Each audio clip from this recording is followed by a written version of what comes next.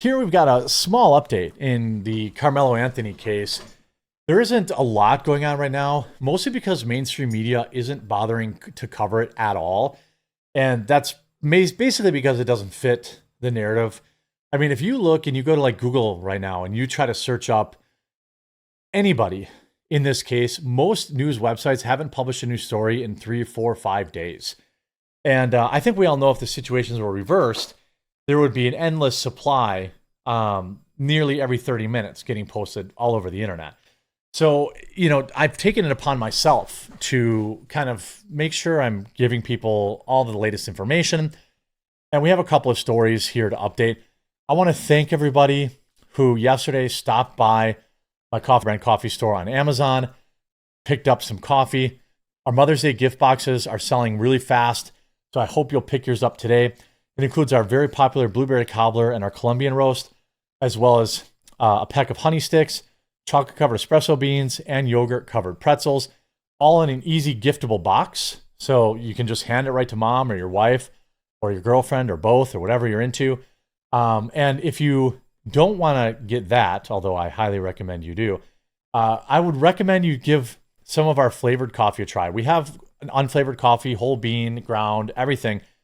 But in our K-Cups, we have the biggest selection. We have orange tangerine, cherry cordial, butterscotch, blueberry, strawberries and cream. We have our unflavored stuff there too. It's all on sale. Give it a try. It supports the channel, and I'm 100% certain you're really going to love it. If I'm wrong, I'll give you your money back happily. Link in the description. Get your Mother's Day gift box. Mother's Day is only 3 weeks away. So here's this article. Karmelo Anthony receives parade of deliveries at family's $900,000 gated community home days after crying poor to get out of jail. A Texas teen charged in, we know what he did, is still holed up. Now, we know he's moved to a more secure location. I'm assuming he's moved from that home to like a Four Seasons or maybe some other luxury hotel. However, you see this, despite claiming, a part of his release, he's under house arrest. The teenager is now hunkered down in his home. Again, he's moved since this article came out. Now renting the home for $3,500 a month. When Daily Mail visited the home, a white Suburban and a black Acura and a third sedan were parked in the driveway. One resident told Daily Mail the family just purchased a new vehicle. Again, we can't be totally sure about that. He could have just gotten it from the dealership where he worked. Then we see he got a new car. If you look at the license plate, it's got a paper tag, and it says it expires June 4th. The lavish lifestyle is in stark contrast to the cash struggles Anthony's father, Andrew Anthony, claimed to have in court, whose parents claim that she was the sole breadwinner. They also say many of the neighbors, Richwood's exclusive neighborhood. We talked about that already. And a parade of Amazon packages and all that stuff ending up at the door.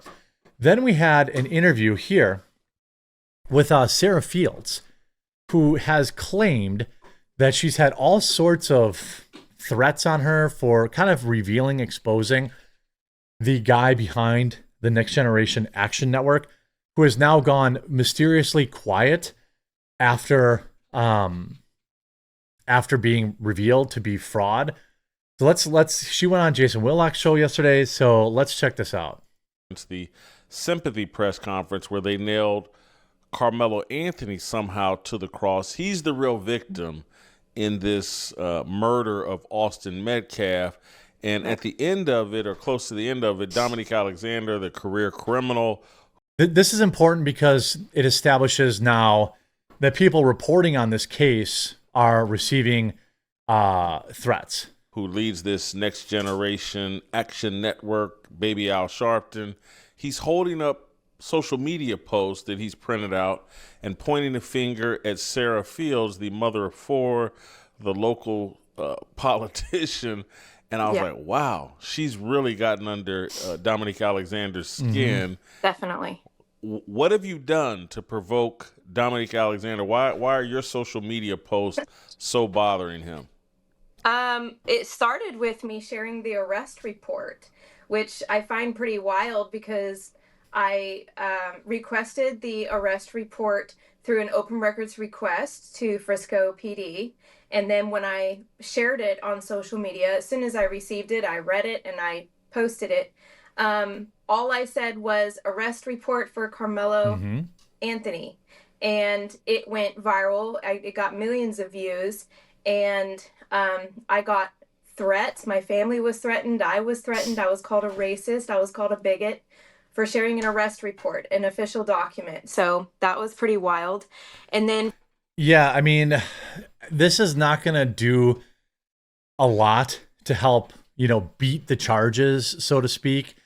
If you're getting, if you're threatening people who are investigating it. I mentioned earlier, if you look up this case online, I mean, here's an article from Blavity from 17 hours ago that is painting Karmelo as the victim. Then it goes all the way to 2 days ago, 1 day ago, and none of these are mainstream media has completely abandoned the story. 3 days ago, none of these are mainstream media, by the way. The Root, 3 days ago, and The Root is a African American news website. So it's also saying, oh, Carmelo's, the real victim here. Again, I'm looking. BET covered it with the same story. Where's the Daily Mail 4 days ago? I would imagine that there's some news. We talked about yesterday how there was footage that was being kept by police that perhaps showed the entire altercation. Why isn't somebody doing a FOIA request for that? I suppose you could argue that they can't release that because the trial hasn't happened yet. But it's very weird. And then she continues in this interview sharing more information. from there, I was able, because it got so much attention, there were quite a few people who approached me. One specific person who was, where this all started was with a source who came to me and said, hey, I have information on the organization. Correction, Express News is the newspaper in San Antonio. I guess, I mean, like national news. The national headlines are gone. Nobody cares about this case in the national news because it's a stinker. It's the same reason that like the usual suspects aren't getting themselves involved. That they have decided to use to represent themselves, and the attorney that is connected with the organization. And this source sent me multiple links and several avenues to follow to investigate Dominique Alexander. And I shared a full thread about his background, about his organization, his fraudulent organization. This guy's going to disappear. I think that you're going to see the Next Generation Action Network, which is the dumbest name maybe ever. They're going to disappear. I think the Karmelo Anthony family knows that they're not helping them out in this particular case. They're just simply not doing any good for them. Given that they're complete hucksters. It's wild. And I have another good friend who works in legal areas when it comes to 501Cs. And I asked them, hey, can you take a second look at this for me? Because I want to make sure I'm looking at now this listen right. to, yeah. It Yeah, it's the same name, Sexy Action News. Isn't that from Anchorman? It sounds like that. that they have not filed anything through the IRS in 5 years. Oops. So any 501c has to file their taxes annually. They haven't filed anything for 5 years. That's exactly why I suspect they're going to take their money and you're not going to see him anymore. That's why he called her out on the show. That's why he's afraid of hers, because now the IRS is going to be looking into him. They took a look at it and they said, yes, absolutely. This organization appears to be doing what is called 501c hopping, which means they're jumping from 501c to 501c anytime they get any pressure from the state or from they dissolve them, yeah. IRS. It's tax evasion. Federally to file any kind of documents or financial statements. Now, I'm going to go to the end here where she shares some more specifics. And he's known for going to people's homes. I think if you look on my social, Here's this. it's pretty awful. Another thing that not once but twice. Allegations Here we go. from Dominique Alexander's past? It is only 2 or 3. One of the most disturbing things to me, obviously, is his abusive past. It really speaks on the character of a man.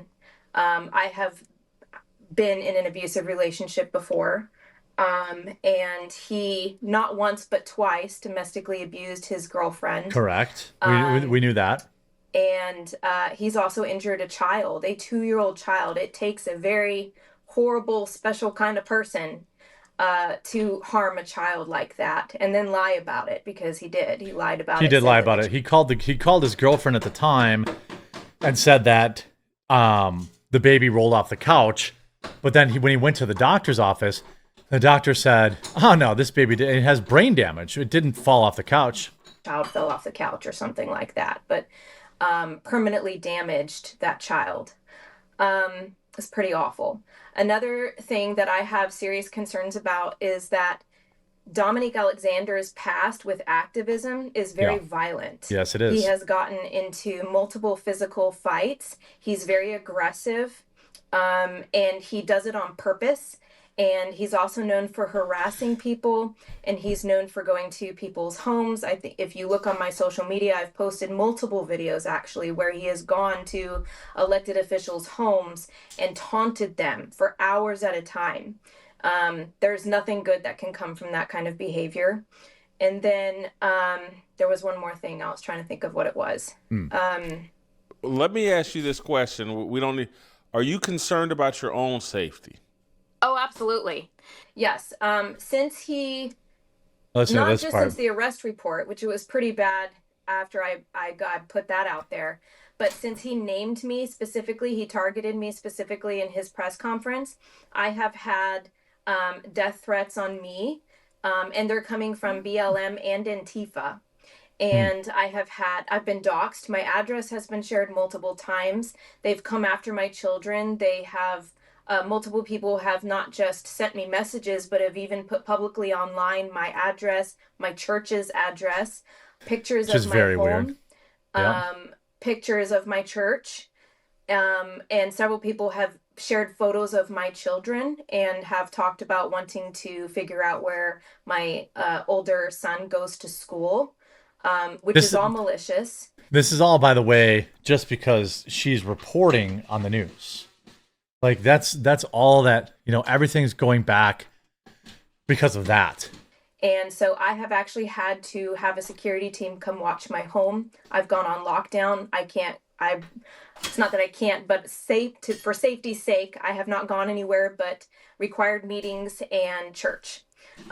For Easter, I went to church, and thankfully my church is aware of the situation, and they have assigned a safety team to me as well. They walk us to and from the vehicle, and they watch us while we are in church.